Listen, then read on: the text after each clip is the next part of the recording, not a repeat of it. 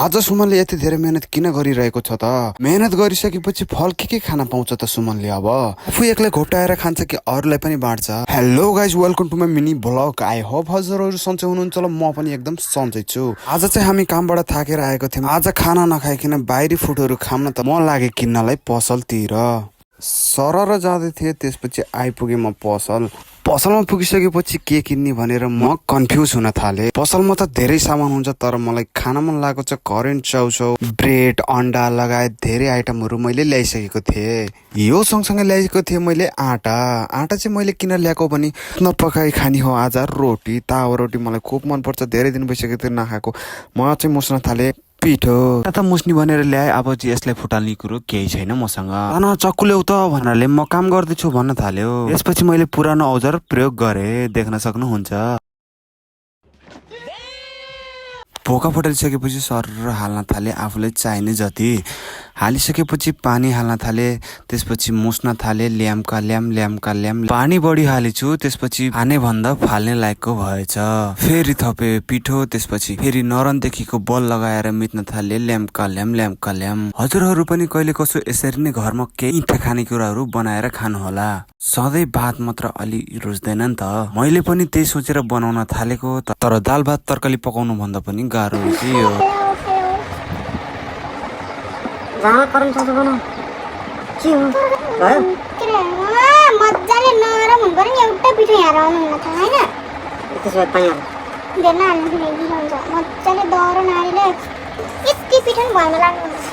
सिकाउन थाले, काम सिकाउँदै गर्दा ल त नि तैँले भने जस्तो गर्छु भनेर उसले भने जस्तै फाइनली भइसक्यो।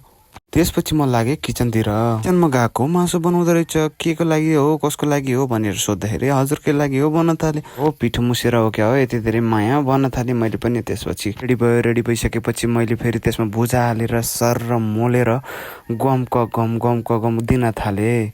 हजुरहरू पनि यसरी खेर जाने तरकारीहरूलाई समयमै मजाले तताएर के भुजा या चिउरासँग मजाले खानुहोला। मैले त खान थालेँ मासुसँग भुजा। गम खाँदै गर्दा मासुको चौचो ठुलो भएर मलाई आयो पसिना। गएपछि यति त खानै पर्यो भनेर ध्यान लगाएँ मैले सबै खानातिर। खाँदै थिएँ, माथिबाट हात लम्काएर मासुको चौटै ल्याइदिन्छ बा, ओइ मासु लान्छस् भनेर मैले पनि कराउँदै गर्दा पनि मासुको चौटो खाना चाहिँ छोडिनँ, किनकि मासु भनेको मासु नै हो। फेरि उसले पनि पकाउँदो रहेछ करेन्ट चाउचाउ, म पनि दिन्न नि तपाईँले भन्न थालेँ। मैले पनि पकाउन थालेँ, होइन लाउ खाऊ। फाइनली पाकिसकेपछि मलाई पनि आएर दिन। हजुरले नदिए पनि मैले त दिन्छु नि भनेर खानु भन्न थालेँ।